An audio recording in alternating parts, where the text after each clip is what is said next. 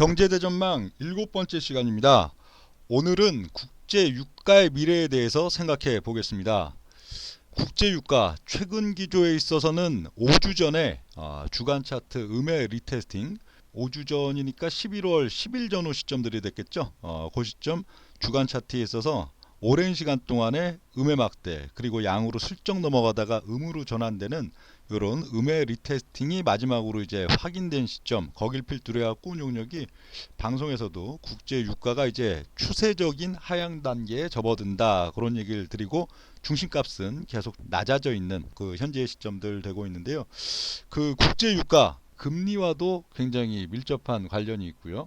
특히 소비자 물가 상승률 CPI에 있어서도 상당히 직접적인 영향들을 계속 주고 있습니다. 올 연중 흐름에 있어서도 그래도 한 80불대 정도, 80불대 정도 유지되던 시점에는 소비자 물가 상승률이 아주 격하게까지는 올라가지 않았었는데, 연말과 연초 단계에서 이제 100불대, 130불대 올려치면서 이 소비자 물가 상승률도 상당히 급격하게 올라가는 그런 양상들이 있었고요. 그로 인해서 금리에 있어서 미국 FOMC 금리에 있어서도 계속 또 상향되는 양상들을 유발하는 면들이 또 있었습니다. 그리고 이제 올 여름 7월 달과 8월 달에 넘어가면서 중심값 자체가 100불대 초반 그리고 이제 100불대 및 80불대 이런 식으로 낮아지니까 CPI 역시도 10월 달 11월 달 계속 좀 낮아지기 시작하는 그런 양상들이 있었는데, 이렇게 금리와도 밀접한 관계가 있고 또 지수와도 밀접한 관계가 있는 국제 유가에 있어서는 앞으로 어떻게 될까? 운용력이 봤을 때는 앞으로 이제 한 2년의 시점들이 되겠죠. 2023년도 그리고 2024년도 한 여름이나 가을 정도의 시점까지, 거기까지는 추세적인 이제 하향기 속에서 이제 등락을 보이는, 중심값이 상당히 낮아져 있는 단계에서 이렇게 한 반원 정도 만들 걸로 봅니다. 대략 한 이 정도의 시점들이 2년이니까 이 정도가 딱 한 2년에 해당하겠죠.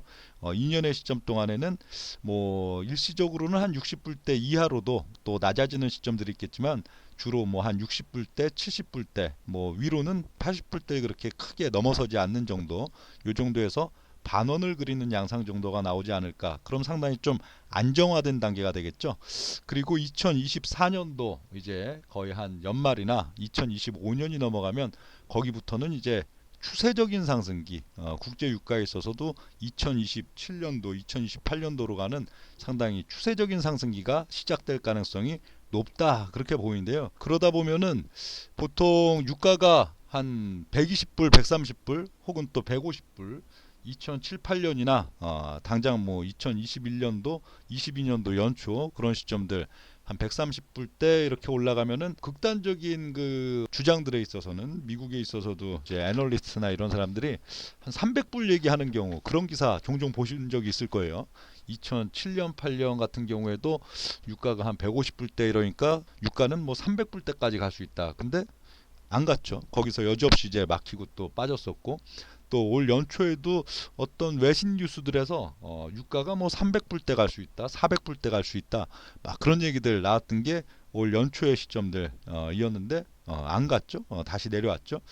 근데 2025년과 6년, 7년, 8년의 흐름들 속에서는 그렇게 그 극단적인 주장으로 나왔었던 뭐 300불대나 400불대 요런 유가 수준들을 갈 가능성도 상당히 있다 봅니다. 2027년 혹은 2028년 이런 시점들에 있어서는 굉장히 좀 극단적인 수치인데, 막 300불대 이상 이런 시점, 물론 그러고 나면 또 2029년도 2000또 30년도 뭐 이렇게 넘어오면서 유가는 다시 또 100불대, 70불대, 50불대 뭐 그 이하로도 또 곤두박질 칠 수 있고 하는데, 2027년과 28년 흐름까지는 내년도 이제 내년도가 아니죠. 올해가 아직은 22년도이기 때문에 2024년도 거의 이제 하반기 중에서도 좀 늦은 한 4분기 정도가 되겠죠.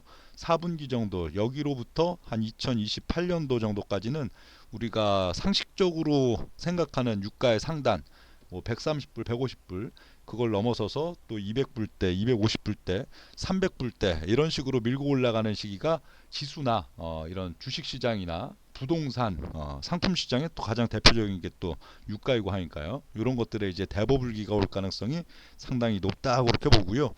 그 시점들 이제 2024년 연말에서 2025년 정도 그 시기가 되면은 주로 이슈도 뭐 이 정도가 되겠죠.